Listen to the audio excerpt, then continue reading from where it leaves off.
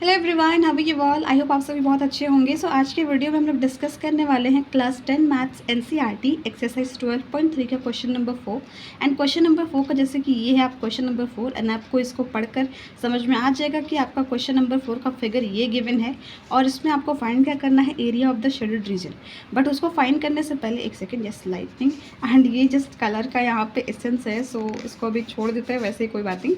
चलिए हम सोल्यूशन की तरफ डिस्कशन करते हैं दैट कि हमें यहाँ पर निकालना है area of the shaded reason. तो कैसे निकलेगा ये, उसके लिए सबसे पहले हमें गिवन इन्फॉर्मेशंस क्या क्या हैं उसको यूज़ करना होगा, थोड़ा लॉजिकल डिस्कशन करना होगा, उसके बाद हम चलेंगे अपने सोल्यूशन की तरफ। ठीक है, तो क्वेश्चन में आपको दिया हुआ है कि ये आपका AOB एक इक्विलेटरल ट्रायंगल है और एक सर्कल है विद सेंटर O जिसका रेडियस है 6 सेंटीमीटर।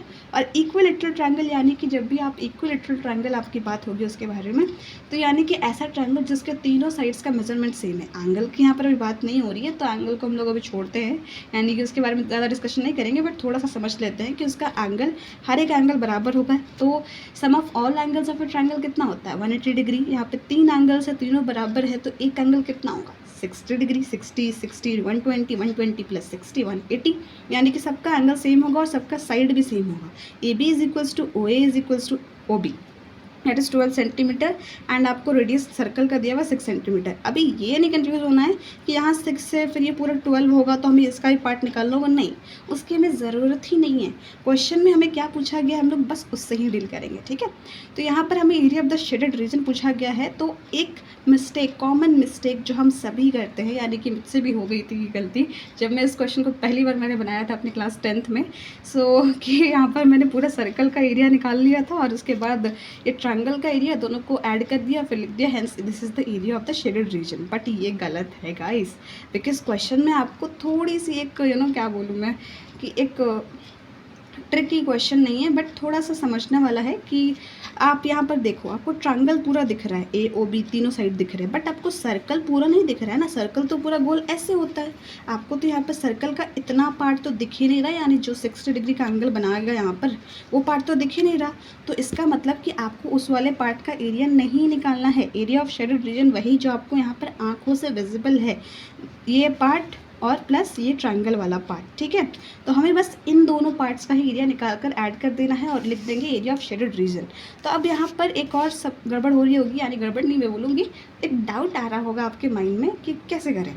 तो यहाँ पर मैंने क्या बताया, 60 डिग्री एंगल बना रहा है। आपका टोटल सर्कल कितना डिग्री का एंगल बनाता है पूरा कंप्लीट, 360 डिग्री। ठीक है, तो 360 डिग्री, बट हमें 60 डिग्री तो नहीं लेना है बिकॉज ये पार्ट तो हमें नहीं दिखा रहा है। अभी सिर्फ हम सर्कल के एस्पेक्ट में डिस्कशन कर रहे हैं, तो हमें सिर्फ ध्यान वही रखना है। ठीक है, तो 60 डिग्री हमने नहीं लिया, तो 360 में से 60 माइनस कर दोगे आप, तो कितना बचेगा 300 डिग्री।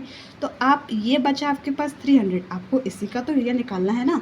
एंड ये हम निकाल सकते हैं कैसे, एरिया ऑफ सेक्टर वाला फॉर्मूला यूज़ करके।